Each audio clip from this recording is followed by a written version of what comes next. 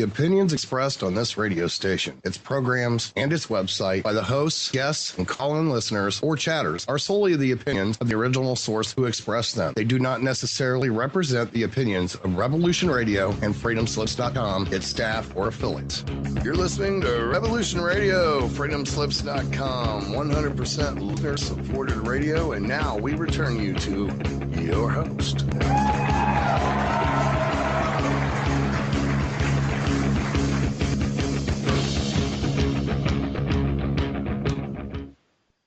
Hello, and welcome to Esoteric-Truth here on Revolution Radio at freedomslips.com. Of course, this is a listener-supported radio station, so we have some awesome offers for you. One of my favorites just happens to be the banners. So we are currently updating the website, which is fantastic. All new things. Everybody's seriously working behind the scenes more than ever. And if you want to get your banner seen for just the low price of $10, you can have a beautiful banner shown right there, front page, on freedomslips.com for Revolution Radio. So be sure to check that out. You can go to support us and be a part of something big. So I want to thank you guys for being here. It's very unusual for me to be a fan of somebody that I get to have as a guest here, and I have one with me today. So I want to thank Brian Onley. I hope I pronounced his last name correctly, because like I said, it's not every day that I get to ask questions to somebody that I learned so much from. He's very known for the Book of Man. And when I began watching it, as most researchers, we're just waiting for that one part, like, oh yeah, I already knew that. This was one of the first, and I'm not a newbie to research, but when I first started, at least the first 3 chapters, I realized that I seriously needed to start some things from scratch. Brian, I hope you can unmute and say hello to everybody. And before you say anything, and I apologize, I forgot to mention this, our wonderful other host, Tony Why Not, is in the chat room to take any questions for Brian this evening. So just leave it right there in the chat room for him. And I'll be sure to convey those messages or questions to him. So, Brian, how are you? Well, hey, Trinity. Thank you very much for being able to afford me some time to come on and speak with you this evening, and the crew, and of course all the listeners out there, and thanks, Tony, for doing the field work for us. Yeah, that was really great. Now I want to begin with something, because this is to me something that really needs to get out there. There was so much stuff that, I mean, just watching at least the first installment, I was completely clueless. And I said, how do you get this information? If you learned anything in the past, or you learn anything, there's like an ending point, you only get but so much information. So tell me a little bit about you and how you got started in this. Well, of course, it goes way, way back, because I am not a spring chicken. As I was growing up as a youth, I spent a great deal of time in libraries. My father was ex-military, and, well, at the time he was military, so we traveled a lot. And in that travel, when you move around a lot like that in the military, it's sometimes a little bit socially uncomfortable. And so it was easier to hide away in a library for me. And so I just spent all of my youth reading, and over the course of, my entire youth growing up, several decades, I found little bits of information here and there. And it wasn't really, pertinent, poignant information, like mind-blowing information. It was like just little snippets, little tidbits. And it was like, well, okay, that's interesting. Let's just make a mental note of that. And this type of procedure went on for the rest of my life. And so throughout these many decades of following this type of research, of hunting for under leaves and rocks for information, basically, I had collected quite a bit of information. And during the advent of the computer, well, that just opened up all sorts of new doors. There were access to databases of contactee information. There was databases, full databases of sighting reports, all kinds of stuff. And so over the course of that amount of time, I had managed to collect interesting pieces of information that had some commonality to it pertaining to the information I had discovered over the years. And so here about 2008 or 9, I started picking up newer and newer information. And some of this information that I was getting literally confirmed some of the old stuff I had. And basically all I had to do was I basically came to a light bulb moment when it all made perfect sense to me. What a lot of folks have to understand is that there is no single answer here. There's no single story. There's no single master tale. There are so many tiny bits and pieces of information scattered through the Book of Man that the hardest part of this was actually to collate the information, to put it in a cohesive manner that was understandable by people. And I did the best I could with what I had to work with. And the end result, of course, is what you can see now as the Book of Man on Vimeo. Yeah, I think that's the part that exhilarated me more than anything else, was how much information. I know that there is a huge gap, I guess, in generation-wise at least, with how at least the 90s, even in the early 2000s, of the kind of information that was actually readily available on the internet. Yeah, we had libraries and children were still, of course, using them. Adults were still using them. But the amount of information, there was no scarcity in the fringe on the internet in the 90s. I still love using the Wayback Machine because there's stuff there that's still fully functioning or at least mirrors of websites from that time where there was no fear of what you said. No story was too controversial to discuss. Trolls weren't really that popular back then. So there was just an abundance of information.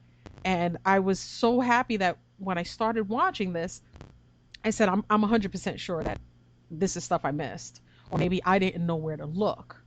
But if you could kind of, with the amount of history that's actually told us, right? And then we have like a cutoff point. They want us to know only a certain amount. So giant chunks of information is constantly missing. So either you have more questions, or you get tired. You don't want to look anymore. Nothing seems to be making sense. You're kind of going in this circle all the time. So what led you to at least the beginning part, where you started with millions of years ago? You didn't say 10,000 years ago or 7,000 years ago. You went into the millions. Like what took you to that point where the pieces kind of started clicking together? Well, Trinity, the origin story, I've been a big proponent of origin. And I think basically that's the inherent question everybody wants to know. Why, sure, we see the pyramids sitting in front of us, but we want to know the origin story. We want to know where they came from, who put them there, what were they for, that kind of stuff. And I think that's just basically inherent human nature. The origin story is the one that everyone is most interested in, that has the most validity and is the most seriously looked after. And so in trying to compile this story, I too wanted to know, how far back does this thing go? And it doesn't start here. It starts somewhere else. And that somewhere else was clearly laid out in fragments. And the funny part of this story is that there's several sources for this stuff. I mean, there is trace evidence, trace historical evidence. Some people will refer to it as myth or legend, or even folklore. But you know what? You have to really sit down and ask yourself the question: what is myth? What is legend? What is folklore? Those are words. Those are just words. Those are all they are. It's the story itself that I think is the most important part. And the quality between these old ancient stories have a pathway that can be followed. And so it was just a question of assembling them in a valid, cohesive manner that not only made sense, but for lack of a better word, actually probably is as close to the actual truth as it comes. Uh, it's sort of like any story you hear today. Let's say, for instance, you hear a new story today that you've never heard before. You know, you'll at least listen to it and you'll go, okay, okay, I'll take this piece or I'll take that piece, but I don't know, I'm not too sure about some of this or some of that, but at least it's starting you to think and it's starting you to consider, and I think that's 90% of the goal of the Book of Man is whether or not you believe what you hear or see. It's more a question of what you understand. And I think that's another bridge that we need to cross too, is the difference between belief and understanding. I mean, your belief is not required. Your understanding is. Wow. Yeah. That's the hardest to kind of explain when we're constantly living in between those two concepts. Um, we're constantly told, this is a myth, but this isn't a myth. And, I don't want to get into any specific type of story. But let's say what somebody might have a concept of ghosts, another one would see of angels. And then somebody might think of, heaven and hell and think of, different dimensions. Like the way that we have these discussions, instead of just being open to the interpretation, we just get angered because it's not the way we understand it. Well, and that's the case, and another roadblock, so to speak, that a lot of people have to overcome is definitions. What exactly does this word mean? In fact, not only what does it mean, what is the origin of this word? Where does it come from? Whose bright idea was this? Um, the differences between myth, legend, and folklore are so minuscule and gray that there is no clear definition. Well, some might say a legend is a more valid myth, and that a myth is a less valid legend. I mean, you start talking about finite details now. Um, Basically, maybe there's some uh, historical fabrication going on in there somewhere, but the kernel of truth that's in there is the important part. I could quote, for instance, from a very famous book, uh, trying to determine whether it's myth, legend, or folklore is a nitpicky point now. So I started to approach it from that point of view, that maybe there was something more in there than we were, instead of being second-handedly brushed aside because of its connotation or the deliberate obfuscation of it. Because you have to understand too that we have been lied to over the entirety of our history. And it doesn't take a rocket scientist to see this over time. There's too many discrepancies in historical records and archives and artifacts and archaeology and anthropology and in all of the sciences that they beg more questions than they provide answers. And so now when you start digging, you have to literally put aside any prejudices or misbelief or disbelief. You have to suspend all of that, and that is where you start finding things. Um, a lot of people, I think, enjoy at least a decent story. And in order to present this information in a viable manner that would not be brushed aside as merely science fiction, because it is not science fiction.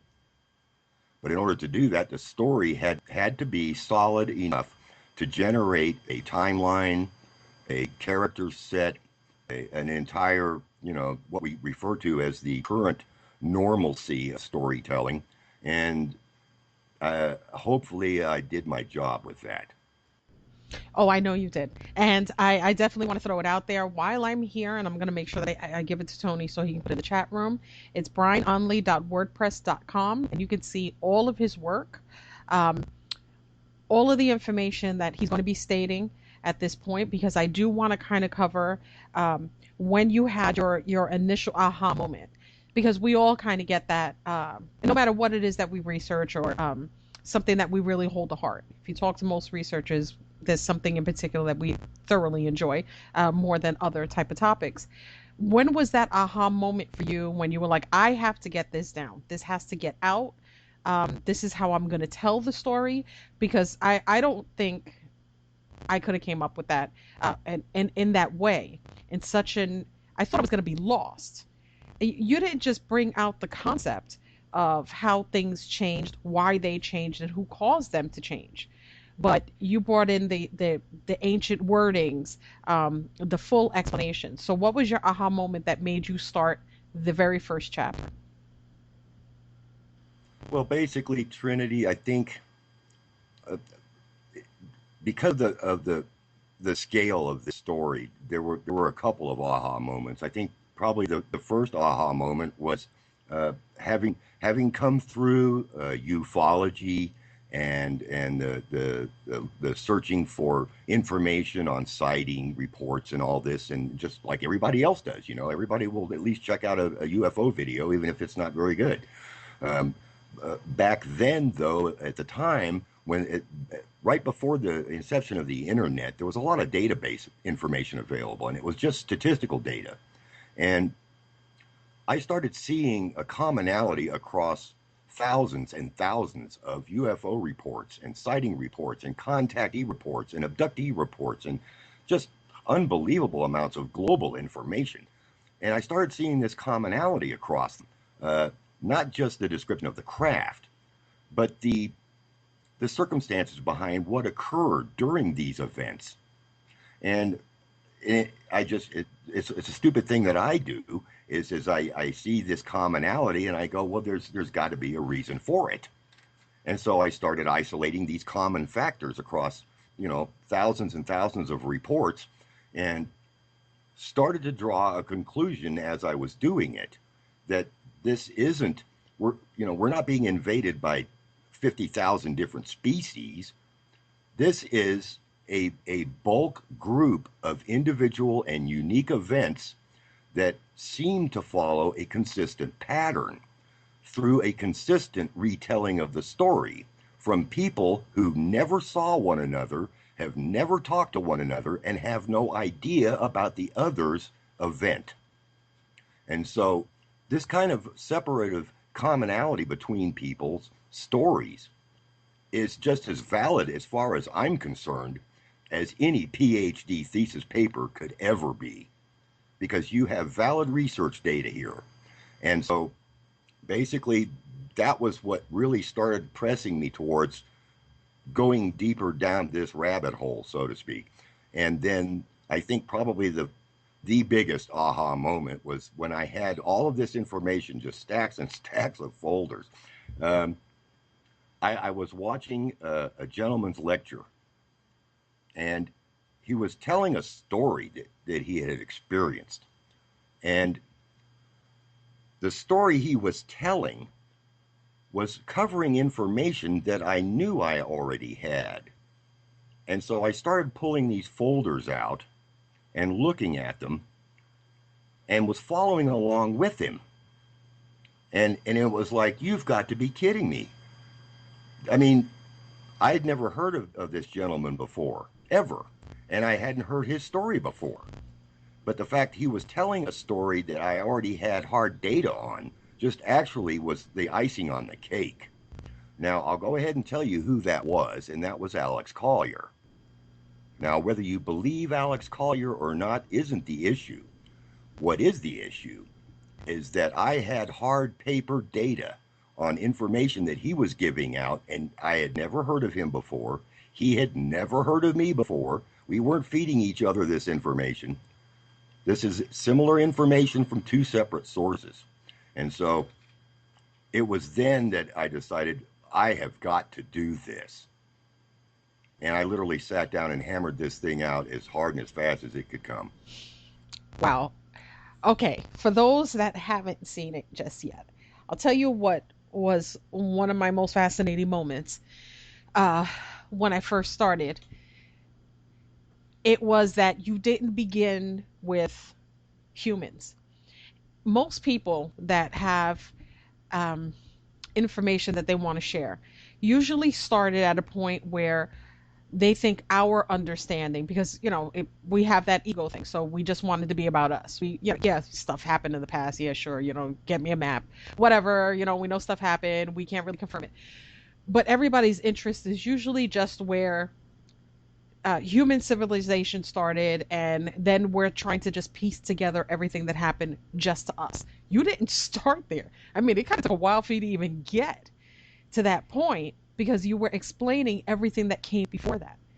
And that's what really clicked with me. And I said, wow, this is the first person that I'm actually sitting here and I'm watching it, and he hasn't said anything about us, because we can't really open ourselves up to an abundance of information, or a better understanding about where we came from, if we're terrified of asking or starting to comprehend that it's not all about us. So if you don't mind, if you can do just like a little overview of at least the first chapter or two, for those who may not have seen it, because I know that Alex Collier had actually seen your stuff and gave you rave reviews. The Huffington Post did that as well. Um, I adore you. Your work is phenomenal. Every researcher should actually aspire to follow this kind of information. It doesn't matter if a bazillion people want to understand it. It's that we have to have that discussion. That little light bulb that happened for you, in small aspects, happened for me while I watched, because I said I never saw somebody say it this way, or I heard that term loosely somewhere, but I couldn't really figure out where. Like, we have all of these different chunks, but nobody's telling us, in a more direct way. Well, in all honesty, Tree, this is not the end all of the story. I mean, not even the first one, the first book, because there are so many other stories that I could have covered within the first book, except they would have been deviations from the storyline that I felt needed to be presented, and that was the progression of the history of the race of man from where they came from. And I do mean they, for the listeners. We are not the first. And hopefully, if we don't get too stupid, we won't be the last. But no, the history of this race that we are a part of, these stories go way, way back. In fact, they disappear basically within the Sirius systems. There are no older records. We don't know where they came from. We don't know why they came here. We just don't know. There are no records. There's no information. There's nobody channeling this stuff, even though they'd like to think they are. I mean, there's basically no information. Everything stops dead in Sirius. And so that just seemed to me to be the logical point to start. What happened, and there's more than one storyline too that happened at their arrival here in millions of years ago, by the way. The race which are our progenitors, by the way, they are millions of years older than we are. So I think they're just a little bit smarter than we are. I think they know just a little bit more. And they have ways of doing things that we don't, that maybe we should, but that's a whole nother book. But yeah, it is millions of years old. In fact, once again, there have been multiple source confirmations of generalized time frames. Now, these aren't specific time frames. When you start going back hundreds of thousands and millions of years, you start getting a little wobbly in nailing down, like, January 14th, 10 million BC. You're not going to get that close. Right. But so you've got to narrow it down to at least, a variable time frame to get a general idea of what time frame either this event happened in, or that this occurrence happened. And I did have a couple of different numbers from a couple of different places. And so I settled on a sort of an average mean number, so as not to offend anyone.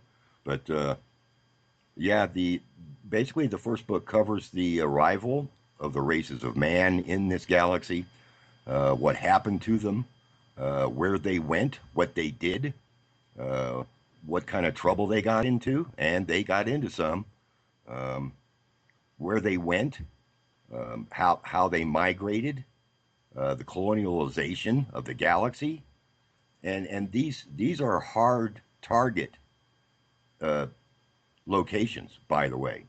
These aren't made up names or just some form of whimsy. The names of all the systems and star systems and even some planet names are actually within a record of some form of information that we can get our hands on.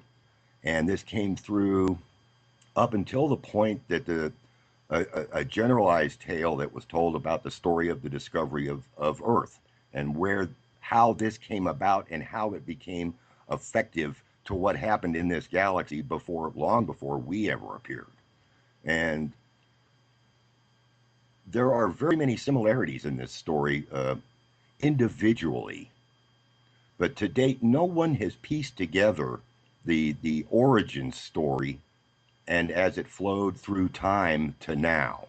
And so I knew immediately that this is what needed to be done, because no one's going to tell you this story, not this way, and no one's going to give you a specific piece of this information.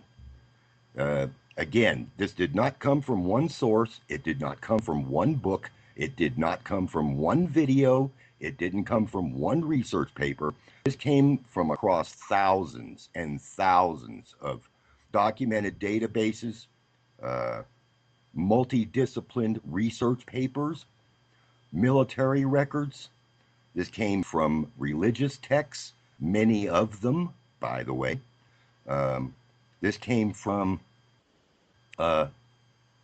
it came from actually a whole host of scientific disciplines: anthropology, archaeology, astronomy, astronomical physics. I mean, you would be amazed at archaeological papers, and here's a perfect example. I'll just give you one. You would be amazed at how many archaeological research papers grant funded by international universities are on the internet right now that tell you of a discovery that they have made and their findings.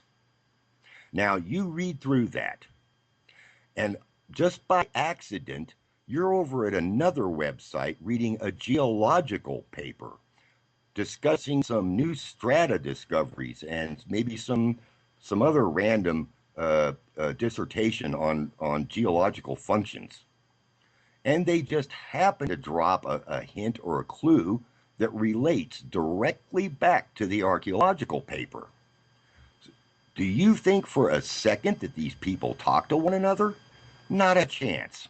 So it's up to us to have to pull this information out like hen's teeth, because there is no single source for this stuff. It has to be collated. And, well, it was a dirty job. Somebody had to do it.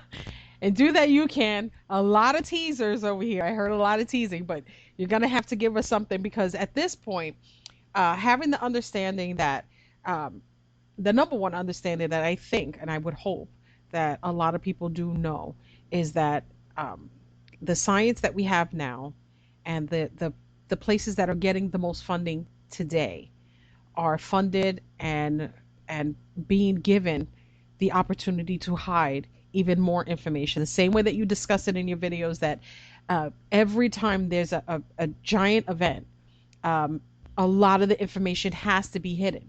This isn't something we're not constantly supposed to, I don't want to say not share it, but there is this thing where, the victors are always the ones that are telling us the history. Do you believe that now that this stuff is coming out? And I want to say that because I saw a video not too long ago, and sometimes I'll just randomly find myself in the weirdest places. And somebody had posted this video, and it looked really grainy. And like you said, sometimes we'll just watch stuff to watch it. It doesn't have to be perfect. But somebody had claimed to have a secret video under under some Egyptian tomb somewhere, right? So they're showing it, and they're showing all this gold and all this stuff. I can't even remember where I found it. It was weeks ago, and they're showing all of this stuff. And somebody actually put more links, and I was like, okay, where are these links gonna go?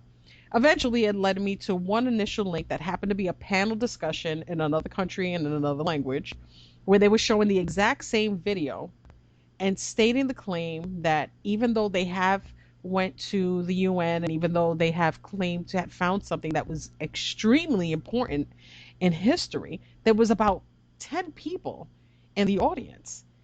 And I said, well, why does that video match the one from before, and how come nobody's listening? I mean, can we come to the consensus now that if we don't go and look at stuff on our own, there's no way we're going to find anything out? No, and you're not. You, like I said, there is not going to be any universal YouTube video that you can call up and it tells you everything. It ain't going to happen. You'll be lucky if you can get 5 words that are usable. That's part of the problem. There are so many fragments of information that are actually out there, but they're going to be laid out in an easy to find or easy to assemble package for you. And yes, you're absolutely right, Trinity. There has been a concerted, long-term historical effort to suppress and remove historical evidence from our scrutiny. It's been ongoing for thousands and thousands of years.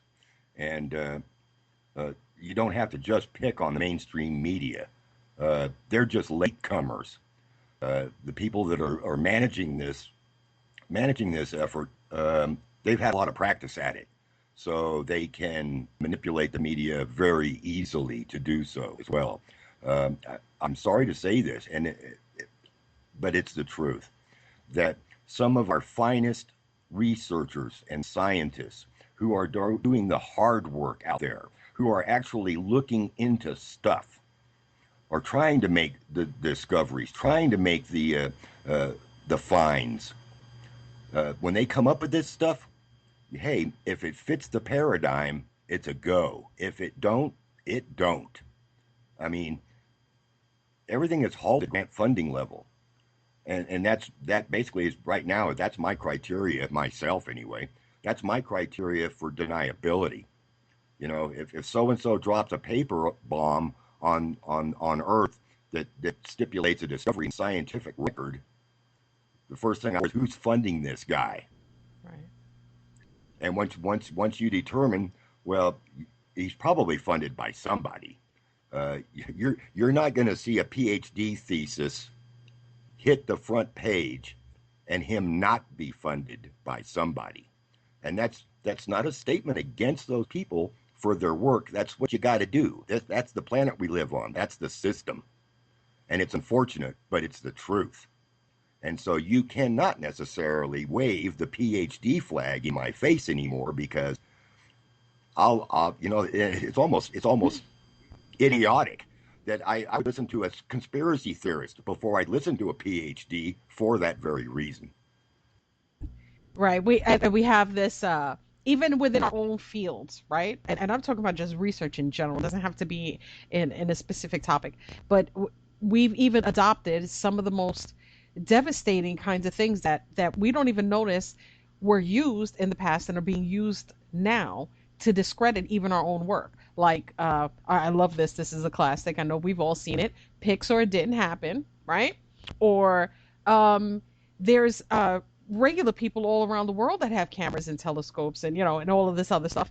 Well, how come they're not coming forward? And I'm like, why are we having these discussions? Like, you could just walk up to anybody, say, I saw something really, really crazy from my house, and you expect that to be front page. It doesn't happen that way. It's never going to happen that way, because then it makes it easier for everyone else. So they discredit the very few. They get us to fight amongst each other over the little scraps of information that we're even really looking into, and then nothing gets out. So they keep on winning.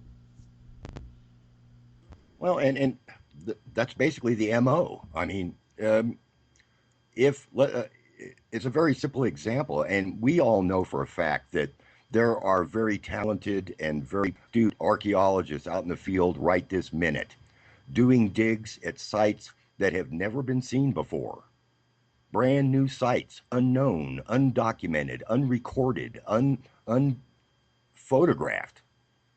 And yet, let's say, for instance, and here's a perfect example I can give you. The University of Oklahoma had an archaeological dig at an old Native American site in an isolated region in the territory of Oklahoma. And they accidentally, and this story actually broke mainstream, they accidentally discovered stone carvings with Norse writing on them. And so, of course, the professor of the class immediately contacted the Smithsonian. Immediately. And what exactly happened? No one knows. But what we do know is that the Smithsonian swooped in there and bulldozed the site over. And that story disappeared. End of story. Now, one has to ask the question, at least I did, what the hell was that about? And so there's been very many instances of this occurring throughout time. And there's been lots of documented records of it occurring. And so there's an obvious suppression of information going on. And if that's the case, you have to take the next step. If they're suppressing this information, what else are they lying to us about? Yeah. I definitely wanted to cover this because I know we're going to go into the next hour soon, and we're going to cover what you're doing from here on in. But I'm 100% sure that there are listeners out there who are just like, okay, if besides the aha moments, besides the clear-cut understanding that science is not really on our side at this moment, there is a huge divide within the research community on where, now, even though we know they destroy it, they don't destroy everything. If you had to take out of everything that you've researched, the things that you've seen, and everything else, if you had to kind of pick a place or people, because like I said, I'm really hoping we get to cover a little bit about the videos, because you do cover it in there. But the explanation of where or who might have the most kind of information, because you have some people will be like, oh, the New World Order, the other people will be like, oh, the Illuminati, the other ones will be like the Vatican. So if you had to say it in the simplest terms, do you think it's a clear consensus amongst a much larger group? Like, we're naming single groups. We're trying to single out or make one worse than the other. Do you think that circle of people that are hiding our true history or the information that we need in order to actually evolve, or whatever it is that we're supposed to be doing here, do you think that they're all working together, or there is one particular faction that might be doing it? Well, that is a tough, but what I can say is this, is that disregard whether or not getting this information is going to help us evolve. We are going to evolve with or without them. That is the farthest I can take that statement, because to my knowledge and to the best of my research, there is only one group that is responsible for turning this planet into the system we're living under. There is only one group responsible. And that group has their finger on the pulse of everything else. And there's no escaping it. You can say, well, what about so-and-so? Or what about so-and-so? Well, it's like it doesn't matter. Okay? It really doesn't matter. What does matter, you take the information and just either understand that there is, in fact, an element on this planet whose sole job it is to make sure we stay stupid, slow, and the slaves we are. That's all they want. And it's so old school. I'm talking old school. Tens of thousands of years old. That's how old this organization is. And they have not evolved. They cannot evolve. They are running the same shell game on us that they did with us in the very beginning. And it hasn't changed. All you need to do is learn what the shell game looks like. And then you can discern for yourself who's running it on you. That's about the best way I can put it without going any further. Okay, well, I'm gonna have to ask you to go a little bit further on that one because I'm curious about the shell game. Like, if there's little bits and pieces and a clear cut understanding, I think the true divide, and I always on my shows, I push this whole thing about the separation on those of us who research and those of us who do not. We have to have a clear cut understanding. We're constantly divided, even amongst ourselves, with the most basic. Um, I can have a discussion about politics not being real, and then I could have a whole conversation, 8 hours of conversation with the people that I look at as peers, and they go right into the politics game. And I'm like, I don't understand how you don't see that. Where do we go from here? What could possibly be the kind of game that we can't see for thousands of years? I mean, seriously, how could we be? I don't want to say so dense. Um, I think we have a lot more uh, to offer if we had a better understanding about the game. It's the game we don't get. Well, the game is meant to keep us where we are, and that's its sole purpose, and that's it. They have no end game except to defeat the advancement of not only our species but the rest of the species who are on the path for advancement. That's all they care about. And so, what shell game? Well, that's basically it. That's it. You can call it anything you can refer to as good versus evil, light versus dark. I mean, you can just pick any direction you want to go with that. But that's the raw base foundation of it right there. Um, Now, moving forward, what do you do about it? Well, you understand it. You understand it for what it is. It's not going to make you any smarter, and it's not going to make your eyes open up any wider, and it's not going to make your brain function any faster. But believe me, just by comprehending and understanding the differences about what's going on, what it actually means, believe me, that starts clicking off a few pathways for you. And basically that's all the Book of Man is about. It's about trying to tell this story to people who have had no idea or never heard anything about any of this stuff. Ever. Ever. And trust me, there are tens of millions of people that have never heard a single piece of this stuff. And so, on the one hand, it's not meant to condescend to those of us who have awakened some time ago to this. It's to basically give them a tip of the hat that yes, you were right. Yes, you saw it. You understood it. You know this. All this is confirmation for you. But it's also for the folks who have never heard any of this, have no idea what this is about. And it's explain it in such a simple manner to them that can maybe throw one little switch somewhere. And, you know, if 10 million people see this and only one person gets it, I've done my job. Okay, so I have to ask if because you actually cover a lot of this between symbols and our misunderstanding, uh, text and our misunderstanding. It has a lot to do. It's not like the stuff isn't there. We can't visually see it. It's our understanding, the way we said it a while ago. It's our clear cut understanding. And then by understanding that, if we get to that part and we say, okay, I get it. Yeah, it's stuff that happened thousands of years ago. I don't get it. Then we have the divide between those who claim they can interpret the things that all of us as a collective can't actually understand. So we give it to a very few, and then they debate on that.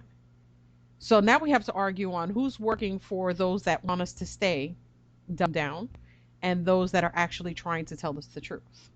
So if you had to pick between the biggest divide being, or our better understanding would be text or symbol, which one do you think would be one that we would be able to have a better understanding for?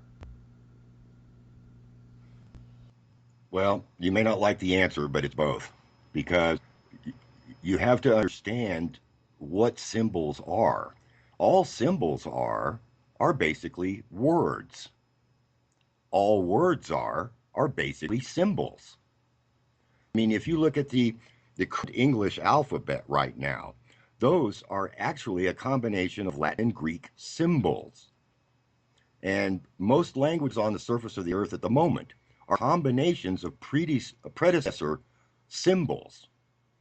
So all these symbols have been drawn upon to create the languages, at least the written form of them. So there is actually no difference between the ancient texts and the current languages, except that one's understanding of them. Now, we do not necessarily need a 40-year veteran translator to pull something out their butt and just give it to us and say, this is what this means, and then take it on a fact that it is, because we can't be 100% sure. I mean, there's been a lot of argument lately, and I've seen this, by the way, about Sitchin, about he knew nothing about Sumerian text. How therefore could he translate these texts? His translations are meaningless. Theoretically, that's entirely possible. I can attest to the fact at the moment that I didn't draw any of this work from Sitchin at all. The book came from other sources. It just happens to maybe generally coincide with some of Sitchin's work, but language is very important. There's a lot of power in language, just like there's a lot of power in symbols and symbology. Just so that you know, in the latest episode of Exhibit 1 of the Book of Man, the symbols that I showed up front happen to be the foundation of every language on this earth in one way, shape, or another.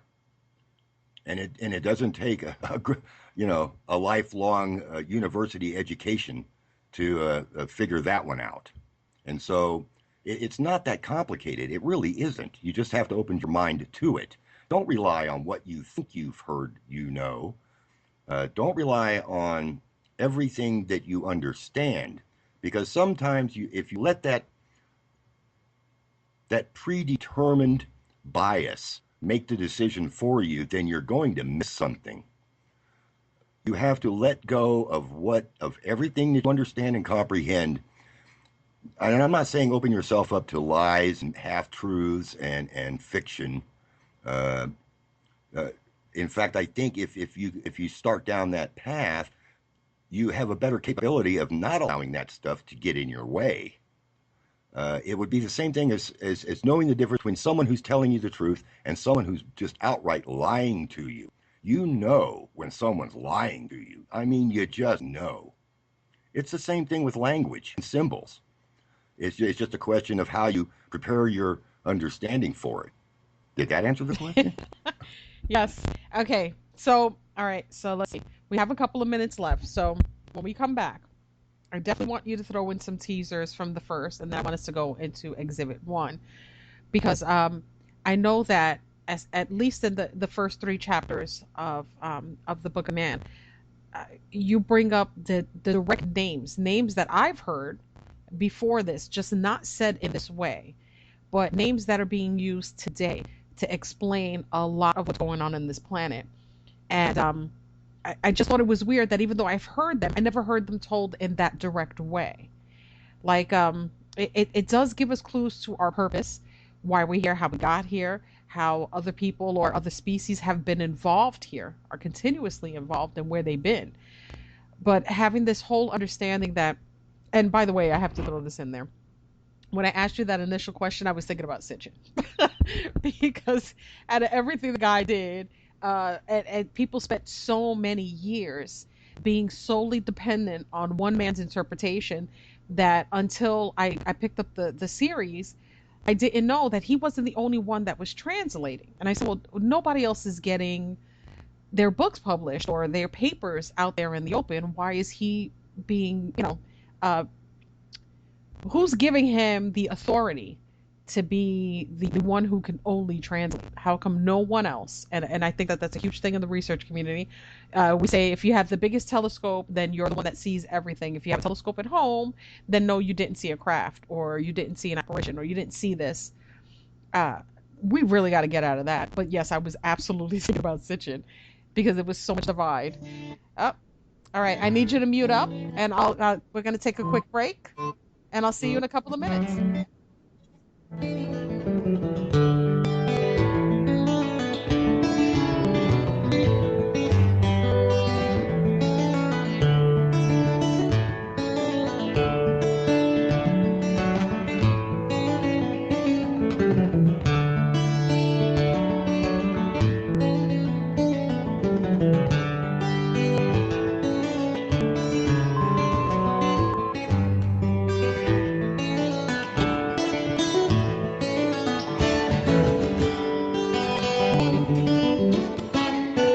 Listen to Revolution Radio at freedomslips.com, and we'll be right back after this message.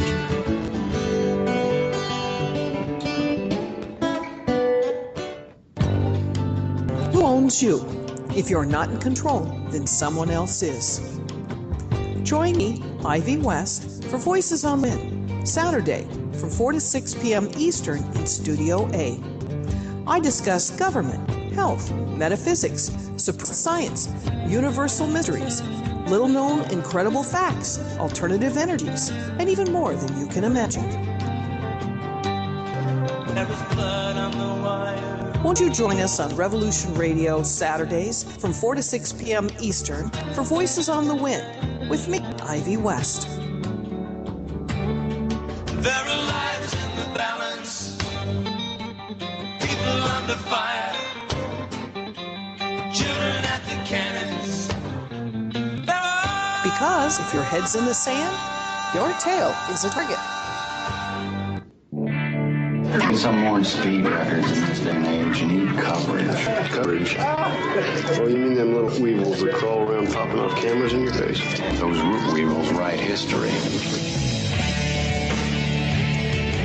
Many of you know that quote by Jack Nicholson in A Few Good Men. You can't handle the truth. Well, you can, and Event Horizons will give you those truths.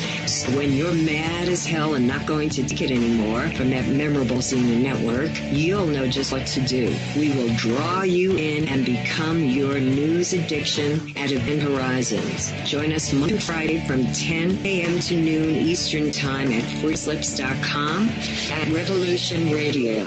Our world team members are Dennis Fetcho, John Ilias, Bill Dunger, Halikas MD, Melanie Bridgeton, Jim Mars, Paula Harris, John Trallo, Maria Payan, Christopher DODDS, Jonathan Orchard, and me, your anchor, Dr. Robin Falco. If you decide not to volunteer, it will not be held against you in any way. Sounds dangerous. It is. Very dangerous. Count me in. And that's right here at Revolution Radio, freedomslips.com, where information never sleeps. There is no denying the world is awakening. We see it in the global uprisings and demonstrations of the people on the planet, and the new way of thinking and living is arising naturally within each one of us and our communities. I am a major player in this global movement for over 20 years and have helped tens of thousands of people around the world change lives and find their voice in order to help create the paradigm change we so desperately need. Join me here at Revolution Radio on the Just Bernard Show every Tuesday at noon Eastern Time for 2 hours of powerful interviews and discussion with some of the most influential visionary consciousness, alternative media, and suppressed knowledge. We promise to reveal the real matrix and empower your human experience.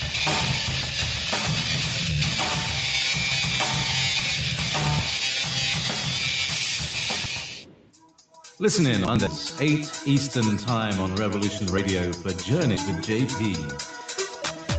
With a variety of guests, each giving their perspective on their journey into the now. Join me and my guests Mondays, 8 p.m. Eastern on Revolution Radio Studio B. Enjoy your extra big ass fries. You didn't give me no fries. I got an empty box. Would you like another extra big ass fries? I said I didn't get any. Thank you. Your account has been charged. Your balance is 0. Please What? come back when you can afford to make no, a purchase. no. I'm sorry you're having Come trouble. on. My kids are starving.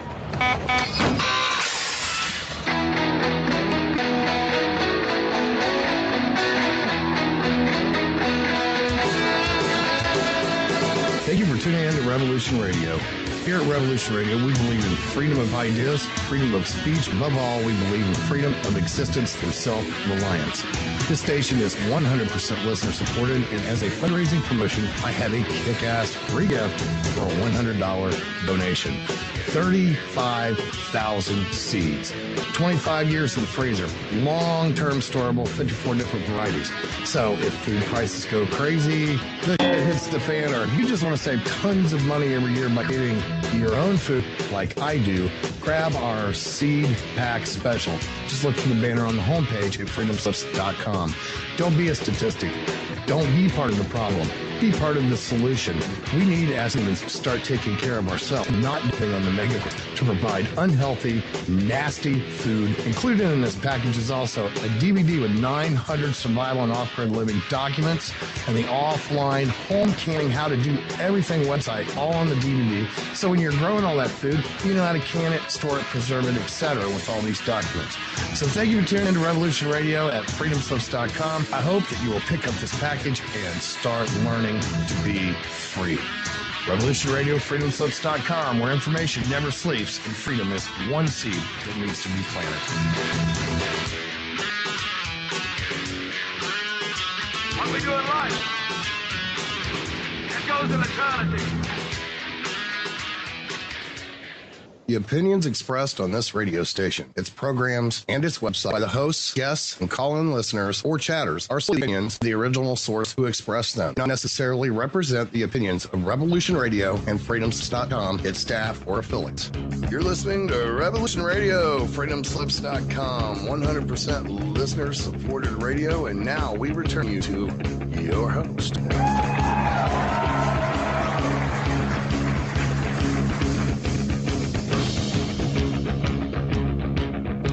Again for joining me on this second hour of Esoteric-Truth here on Revolution Radio at freedomslips.com. And I'm here. Before I mention this, I have to give a shout out, of course, to Tony Why Not.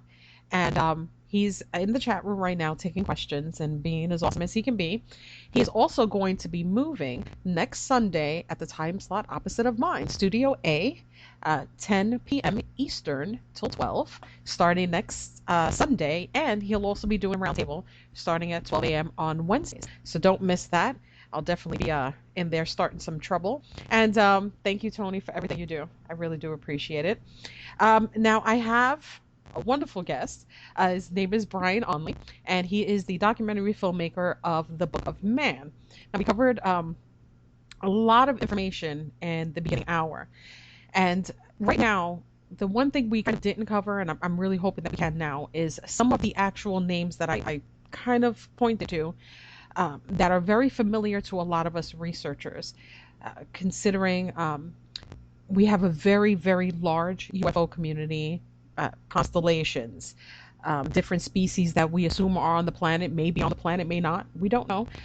But I wanted to cover some of what the Book of Man actually covers as far as the kind of the beginning. So Brian, if you want to take us into that. Sure, Trinity. Basically, as I said earlier, the origin of the book starts with the arrival of the race of man in this galaxy. The name that I gave them, and I gave that to them, I took that name from a couple of different sources.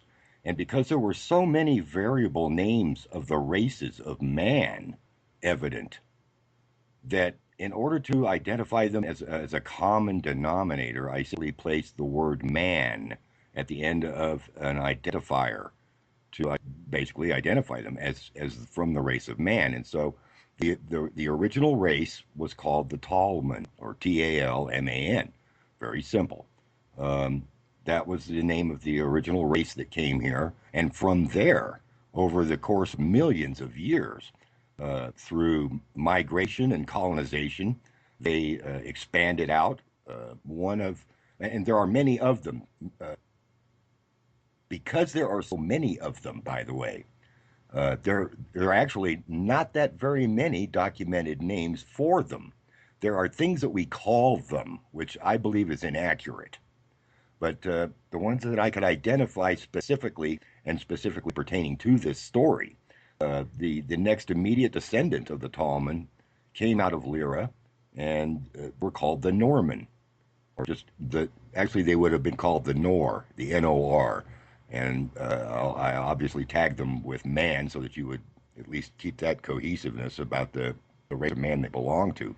But the Norman went off and started their own colony, and then their descendants later on left Centaurus and went to Virgo. And we have many stories about these guys. They're referred to as the Uman. There's a couple of different names for them, but I think generally most people will have recognized that specific name. There are other tribal names, and yet we don't have any specific record for them. And so rather than just proceeding with making up a bunch of names, I decided to opt out of that and stick to just the simplicity of this one story, and follow the course of these three particular tribes of man to here and what happened throughout that time, and some of the characters they ran into, unfortunately. There is a specific race that is in fact probably the biggest nemesis that are actually here. They're here now. They've been here for a very long time. They precede us. They originate from what has been referred to as the Draconian Empire. Now, before all the eyes start rolling in their heads, this name is much older than you would think. This particular, what I refer to as the Empire, the Draconian Empire, is a conglomerate of many different species. And there are records, believe it or not, that identify who the primary species is that we're having the trouble with at present.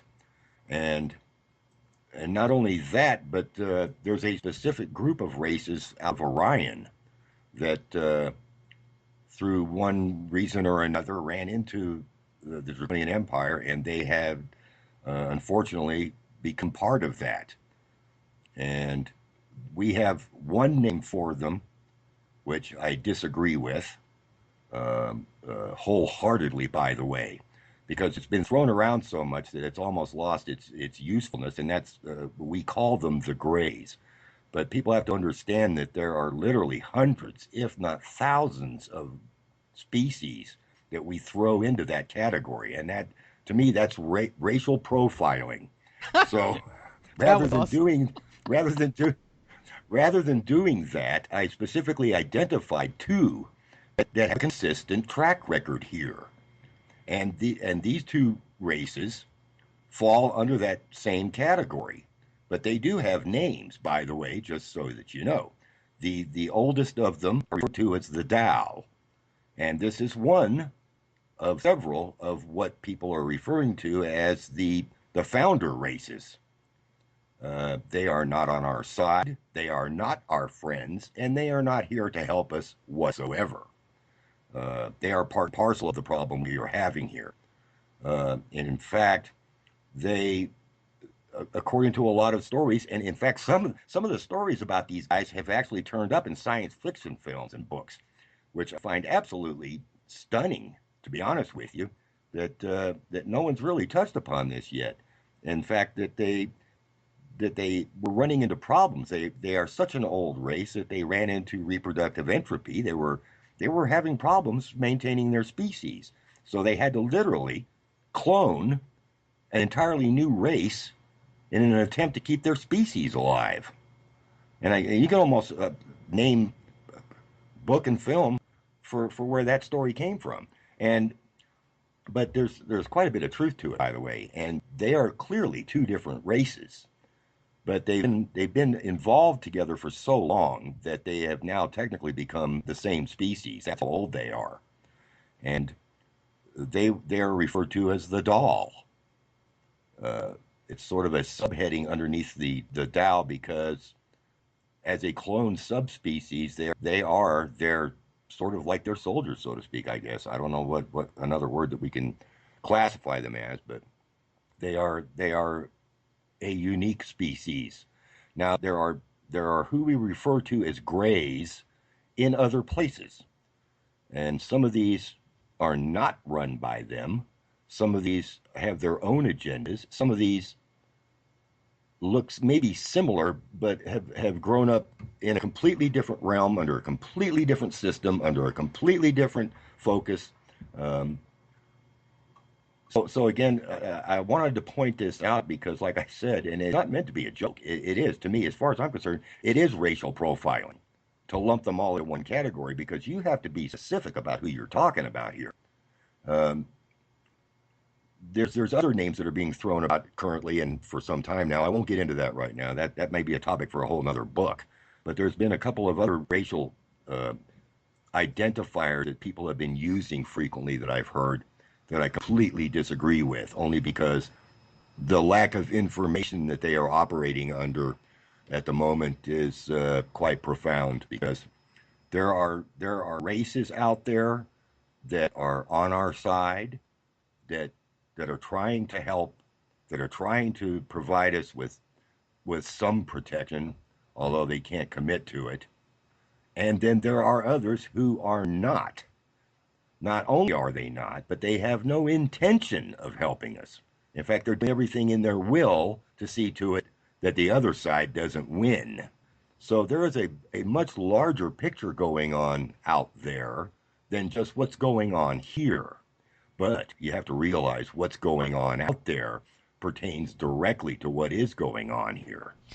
Okay, so let's say, hypothetically, if we had to distinguish between how we have to understand who's helping and who's not helping. Who are they helping or not helping exactly? Are we literally just the pawns in this game? We have the divide between those who think that we're just taken and we're experimented on and we're just like these, and then we have the people that think that we're hybrids, or we were just made to be slaves, or we are genetic abnormalities that over time may have evolved or given the opportunity to evolve, but we're constantly changing. So if we have a good and we have an evil, and that's in every kind of thing, even they don't hide that from us now in our books. We have above and below, we have the good and the evil.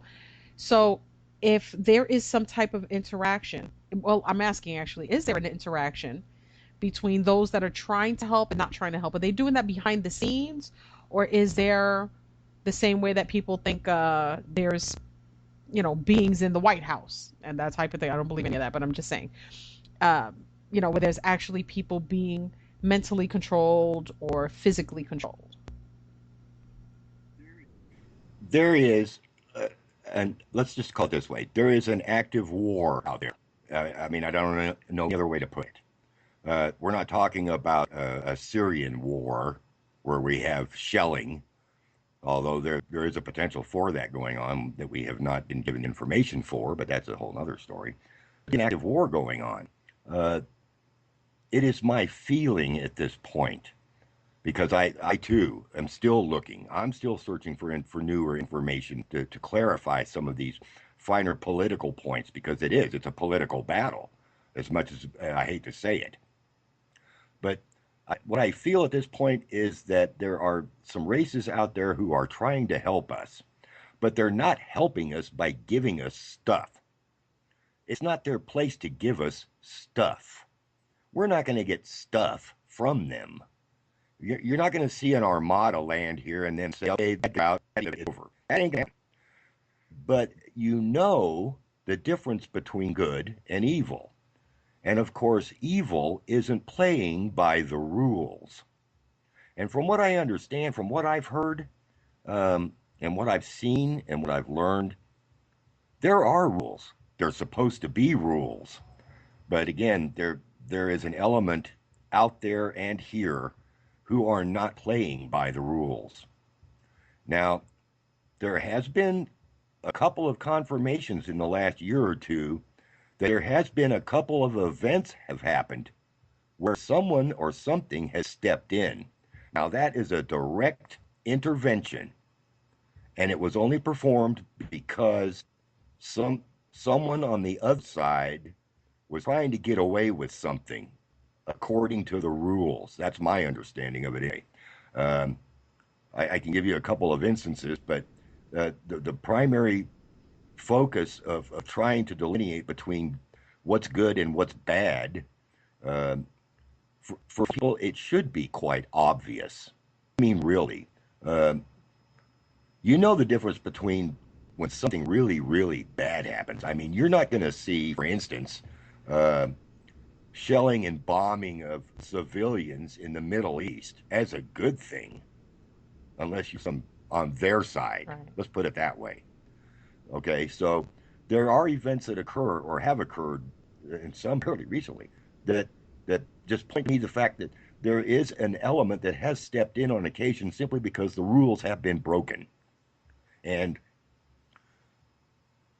we are the focus right now, from what I understand anyway, for the entire galaxy, because there are races out there that have high hope for us.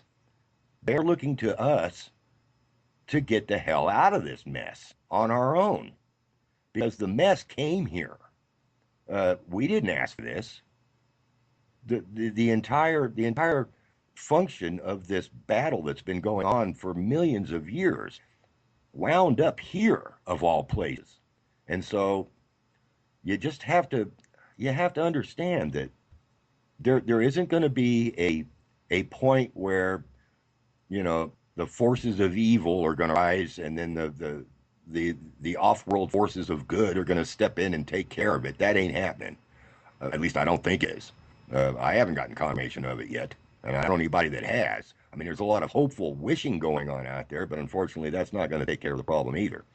But I'm not entirely sure if I answered your question. Okay, so we have, and you have to understand this.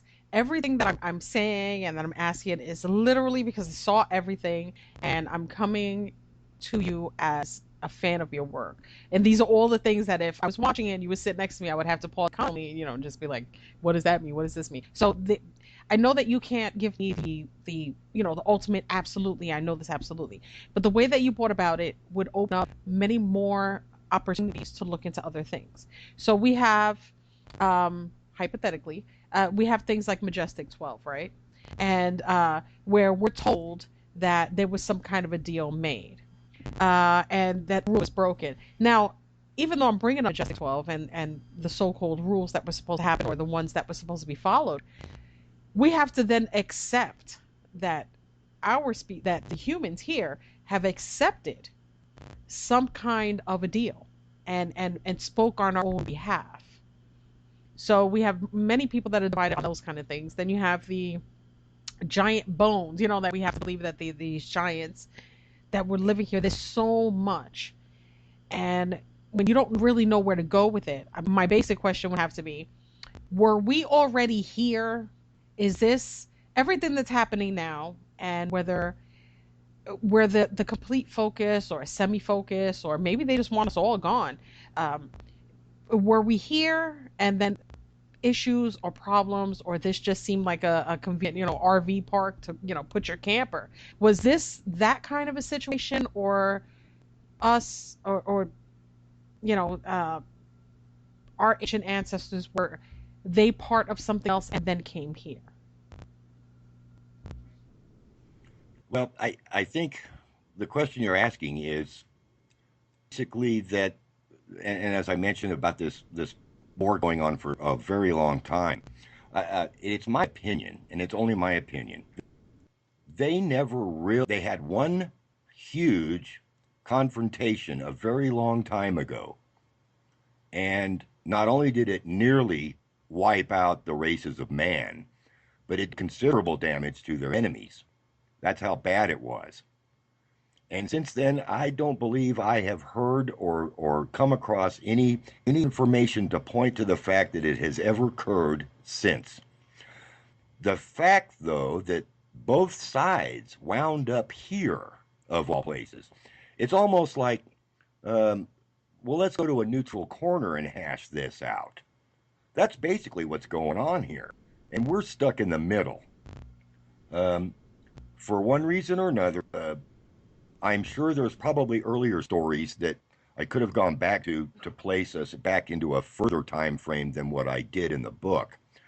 But because of the nature of the story and how it wound up here, of all places, is that one side did, in fact, create, were to, as the early humans for a specific reason. And the other side, the good sides of races of man, said, oh, hang on a moment. And they said, if you want, and I said this in the book too, if they want a race of man on Terra, they're going to get one. So they came here too, and they did the very same thing. How you interpret how that was accomplished, that's your own opinion. The story that I'm telling is to the best of my ability and the logic of how the historical evidence is directed towards. That is what I tried to express in this story. Where that brings us today, that's where we're going with this. Now, as far as was a deal made? Well, hell yes, a deal was made. It wasn't made by some all-seeing, all-knowing, all-wonderful human being. It was made by a complete asshole. So when you get a complete asshole who makes the deal, guess what? So basically that's what's happened. The wrong representative of the human race cut the deal, and he made a bad deal on it. They made a very bad deal. And now we're paying for it. And they're not going to change. And there's nothing they can do about it. You know, a deal's a deal. You know, they're Republicans. So basically, now we're having to face the outcome of this deal.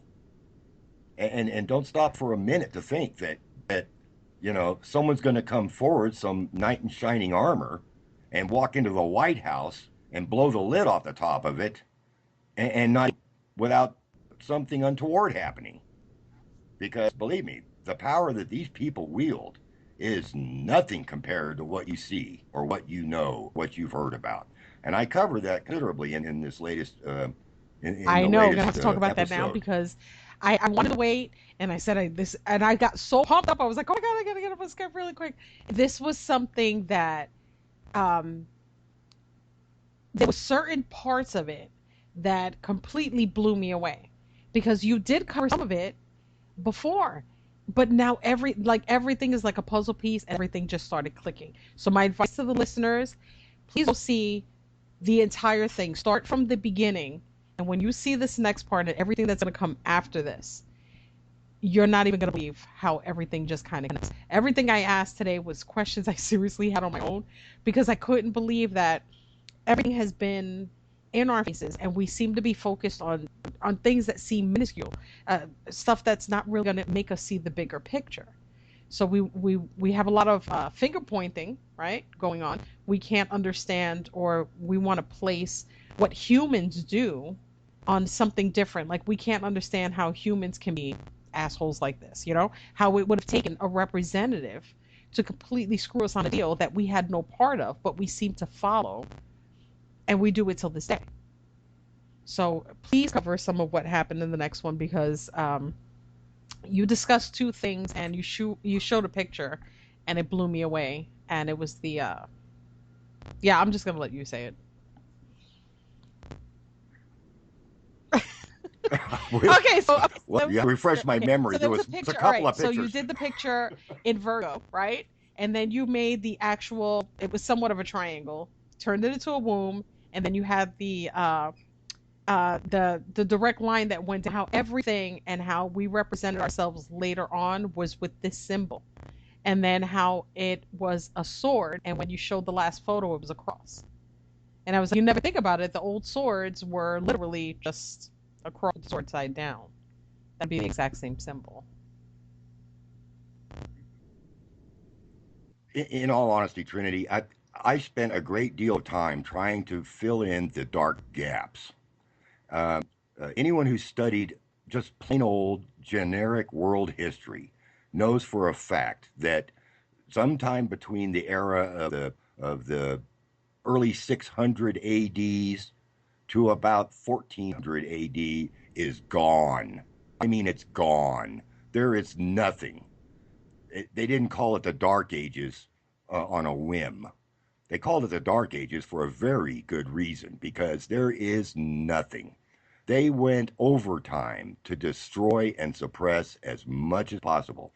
There's a reason for that. And I dug into this and I tried to find out why or where this change happened. Where did the deal get made? And at first I thought it happened during that period, actually. And that's what I was looking for. But the more I started looking into it, I started coming across things that pointed to a lot earlier.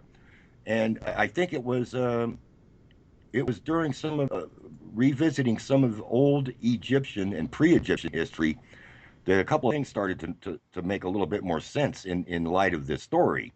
And so if you go back that far, I actually had an interviewer last year ask me blunt, straight up and blunt, so when was the deal made? And so the best I could pin it down was approximately about 12,500 years ago. 12,000 to 15,000, somewhere in there. I mean, it's a big dark gray area, but that's when the deal was made. That's how old this story is. That's how long this has been going on. So, yeah, this isn't something new that just happened a couple of years ago. This has been going on in our face long term historically. Okay, I have a tough question on this one. Considering that we've already covered that when things need to be hidden, when somebody loses or somebody wins, right? They have control over what we're going to learn next. So text would be ruined. Any kind of technology would be taken to. I mean, we do that all the time in other countries, so that shouldn't be that far-fetched. And it's a known trait that we all seem to have. Could it be a possibility that the things that we discussed today, and yes, I am going to say ufology, I'm going to say religion, I'm going to say New Age, I'm going to cover the thousands of different religions that are currently out there today. Could it be that the reason why we're so stuck is the misunderstanding that a lot of the ancient stuff, the stuff that was true, the stuff that was real, has been destroyed? You know, that we keep just going back to the same step and we're constantly stuck at this one part over and over and over and over again because it's so hard to find the stuff that was right before it. It's not that it's not there, it's just not made for us to see. Well, it's part and parcel of the program. I mean, let's put it this way, there is one very well documented historical event that everyone with, and it's one of the easiest ones to point out, and you'll see my coverage of this event in a future episode. But everyone knows that when the Spanish conquistadors hit South America and ran into the native races in South America back in those days, that the main ideological story there was that they were there to discover, not only find gold, and maybe even, work out some kind of a business deal with this new continent. But alongside that, there was the utter destruction of every text, stone tablet, and historical record that they could get their hands on. This is historical fact. This isn't imagination. This is real. This is real historical evidence of utter destruction of historical fact. Now, you have to look at this and go, well, why would you do that? I mean, really, would anybody out of their right mind walk into a library and start torching books for no valid reason? I don't think so. And so you have to start questioning events like that.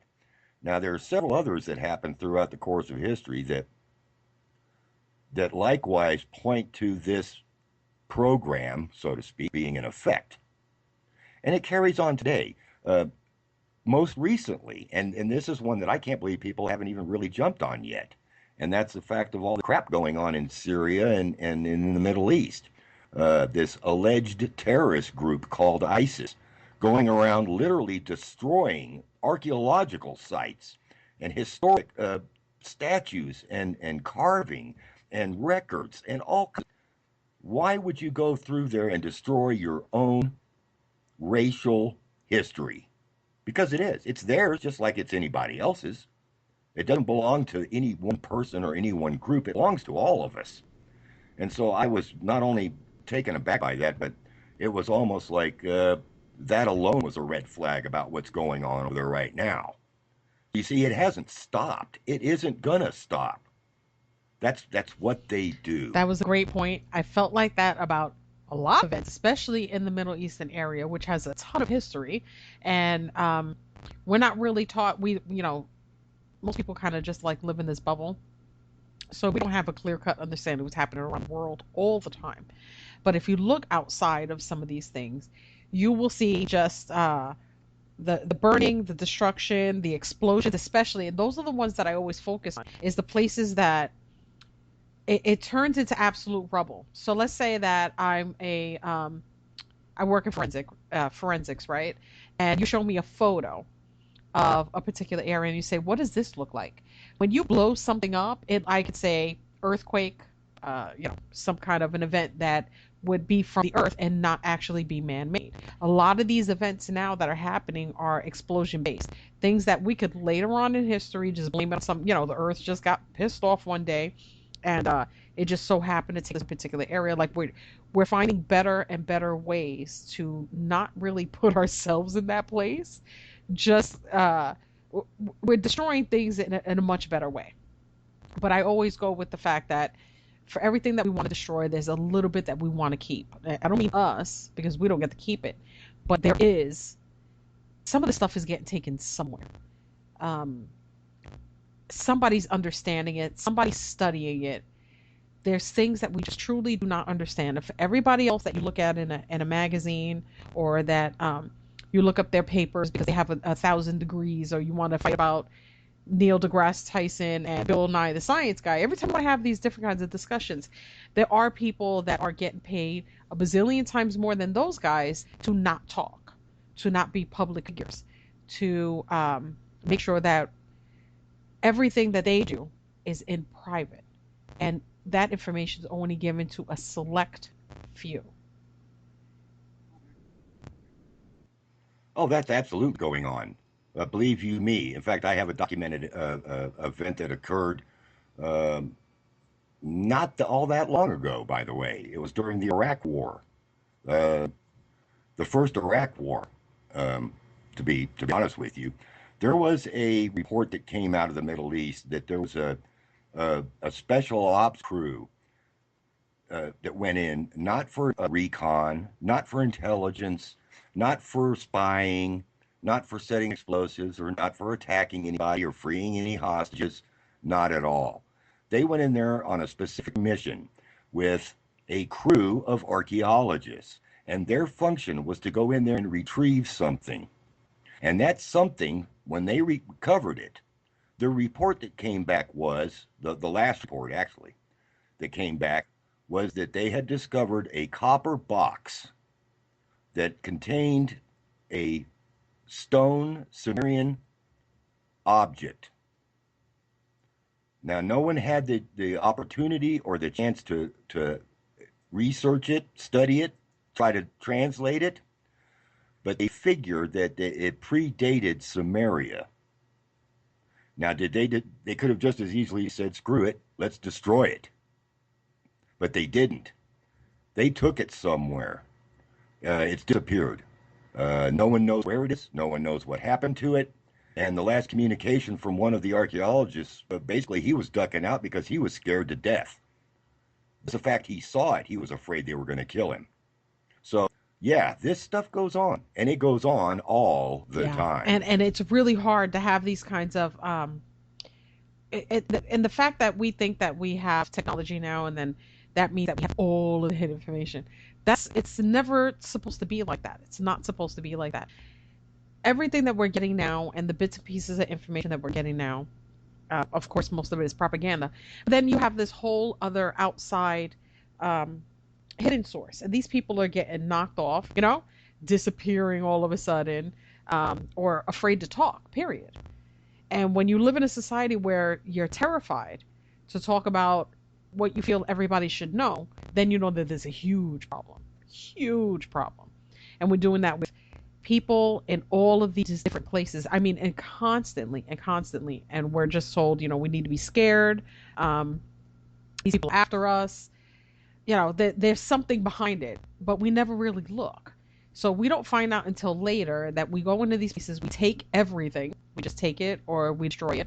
And I happen to think that even if we blow a place up, we went into the middle of Iraq, we blew up a ton of stuff, and apparently there was like some kind of underground place where they had artifacts. We took most of that stuff out and then just demolished everything else. So all we see is rubble, and we just assume that nobody took anything. But we're constantly taking pieces of information. So I wanted to ask, do you think that whoever is backing this kind of stuff is, I don't want to say the people on our side because that's a stupid question, but part of the divide, part of the good and evil aspect of what's happening, that this is the part that we're playing?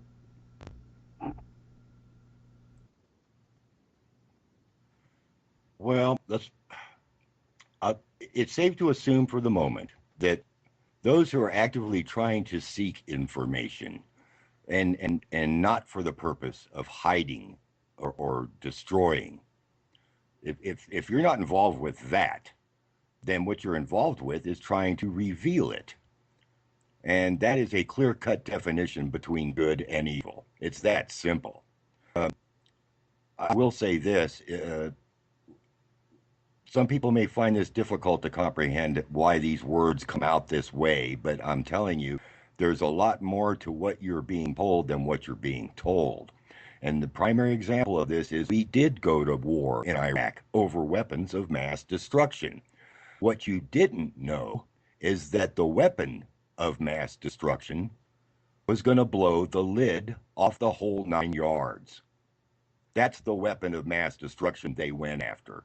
There was evidently an artifact of some form or nature hidden within Iraq that Saddam Hussein knew of. He probably used it as a bargaining chip to get the Allied powers off his ass. And that's when they said no and they went in. That's what the whole thing was about. The weapon wasn't a bomb or a missile. It was information. It was historical evidence. That's what it was. That's what it's always been about. And so, is that for our benefit? No, it is not. It never has been, and it never will be. Therefore, if you're trying to discern between who's giving you the right story and who's giving you the wrong story, look at the story. And that should be clearly evident, at least in this day and age. I'm clapping. When you literally said the weapons of mass destruction, like, we really don't understand the wording in that sense and how it was so easily acceptable that we didn't find anything. We destroyed the whole place. I mean, it's like me robbing your house and me claiming you had all of these things, and then I don't get arrested for it and I didn't find anything. So we're constantly living in that kind of thing, but people understanding that my theory and the research that I've been doing over the years, and I really don't do a lot of shows like this, and I will here on in because I thoroughly enjoy this, is I don't think that's always been about artifacts or weaponry and things like that, but also been about a particular type of people that also carry certain types of information. What I'm doing is we have about 15 minutes. So there was a question on Disclosed TV, and I know I definitely wanted to be sure as this, and it comes from Disclosed TV and the member named Mad Scientist. And this is about your work. And he said, would you agree Sasquatch in some cases, maybe all, are the good old cannibalistic giants talked about by our native brothers?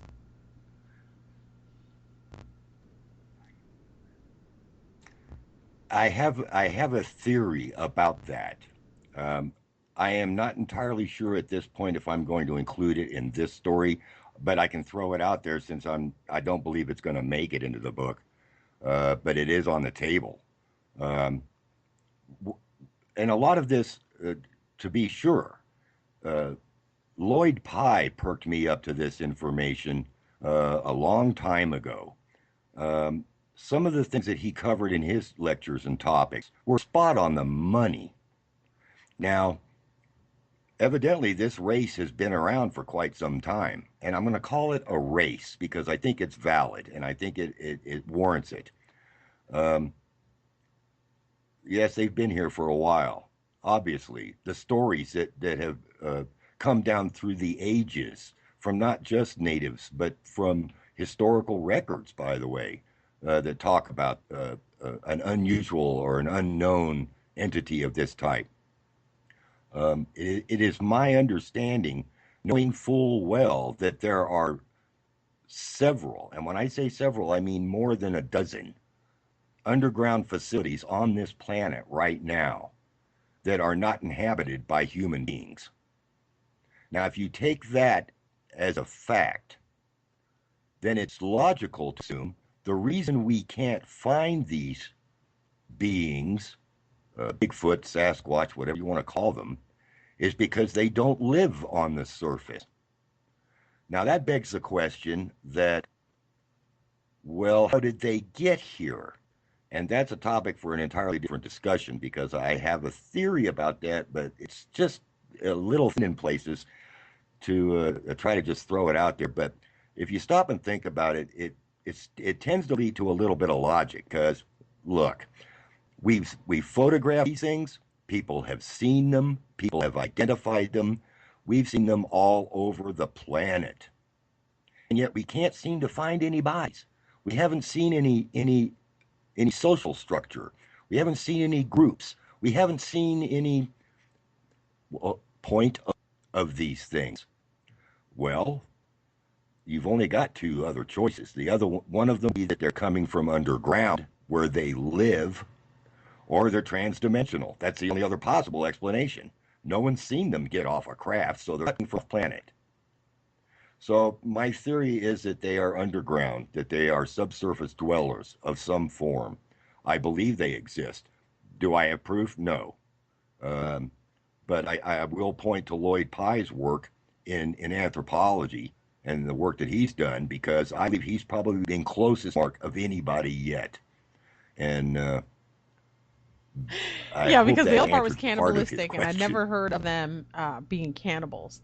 I've always had my own opinion about it because it was something that seemed elusive, but there, you know, it's kind of like the Loch Ness, you know, like we kind of catch it, but we can't always catch it. There's too many of us and not that many of them. Like, it just seemed like it was an impossible feat, or something that we were supposed to include in the leprechaun, unicorn stories, or dragon stories, or anything in that nature, where we're supposed to kind of believe but not really believe, or never have enough proof. And I'm assuming that you mean underground, and this is an assumption, you can clarify that if you mean deep underground dumps, deep underground military bases. It took me a long time to understand dwellings underground until I've never been to the Grand Canyon. But if you go, and a lot of people did, and then we were kind of not veered away from it, but it was no longer really a tourist attraction the way that it probably was 40 or 50 years ago, where, you know, people just stood by it, but then, you know, people got nosy, and then you wanted to go down, you want to look around, you want to touch stuff, and, you know, the things that we do. And then now it's not so much of a popular place, but if we can have these kinds of I mean, literally gigantic, miles and miles and miles of places that just regular people just can't go into, or walk around and just touch things and look through things and find these little things, like we use Google Earth for those kinds of things now. That's a photographic image, and we can see things all day long, but we can't actually just go in there and touch stuff and be about that stuff. Well, let me tell you something, and this is verifiable, by the way. And for those that say it's impossible, or that they don't believe in underground subsurface dwelling, and I'm not referring to DUMBs.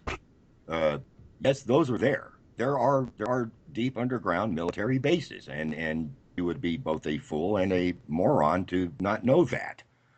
But talking about subsurface dwelling, we've already discovered several instances of subsurface dwellings that were built, as far as we know, by humans thousands and thousands of years ago that they can't explain. So that exists. Now, if you go one step further, that there could be subsurface dwellings, let me point this out to you. It's a natural fact, and it's documented, that the United States government has seized every cave system in the United States. They have made them national parks.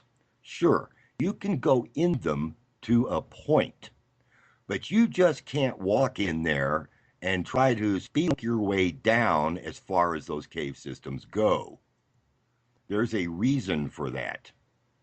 And there's more and more of these cave systems across the United States that are very famous, by the way, that are still so deep they have not been publicly documented, at least not publicly. Now, it doesn't take much to go another step further, that some of these may be access points to something else. And it's just a concept I'm throwing on the table. Here's one that I've always been curious about, considering how long we've been here and how many pieces of information, no matter how much misunderstanding we have about them. One thing we kind of don't mess with is the water here on this planet. What is it that we've only seen or tried to look at 1%? We can put a rover on Mars, but we can't go to certain depths beyond the Bermuda Trench. Like we still just don't look. We don't look. We can throw stuff in it. We can kill everything in it. We can poison it. We can do whatever we want with it. But for some odd reason, there is no real, and this is just me being naive, history or pinpointing of where we literally discuss something as important as the water here.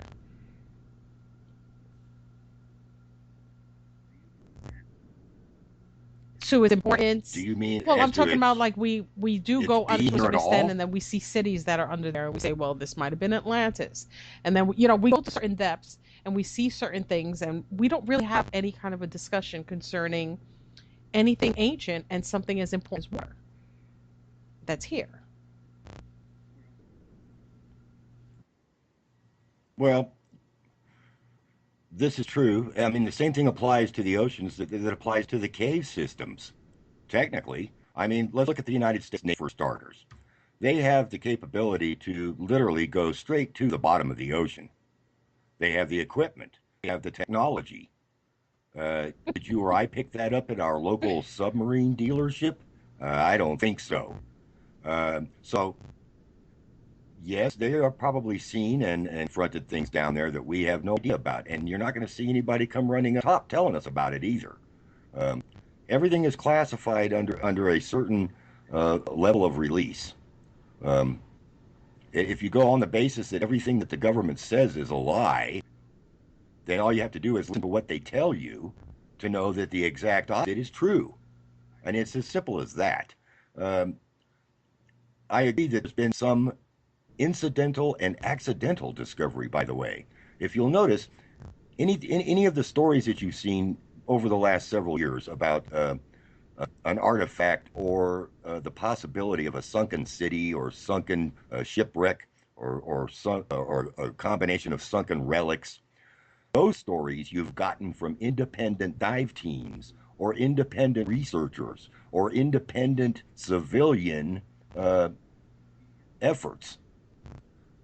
But we have no idea at this point anything that the governments of the world have come across or why they're down there in the first place.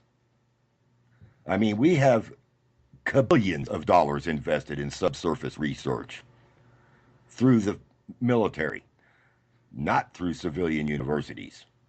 And it's not a stretch to go, yeah, well, this is, why okay, not? we only have a couple of minutes left, and I want you to throw everything out there that you possibly can. And of course, I really don't think we've covered everything. I would love for you to come back at some point. So please talk about your work and where we can absolutely find it as soon as humanly possible. So you can go ahead with that.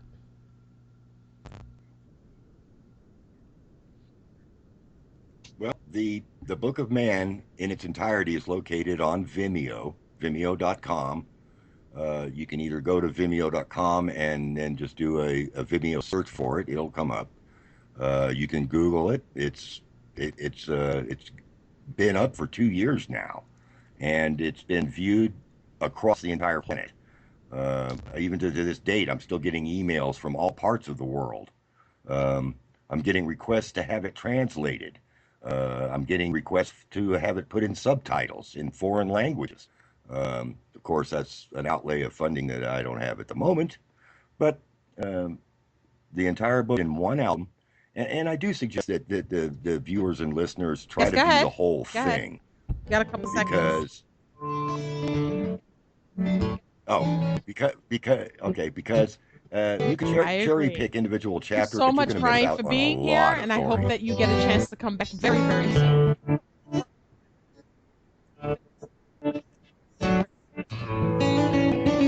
Well, I'd love to, Trinity. Thank you for having me, and Tony, thank you, buddy. Good job.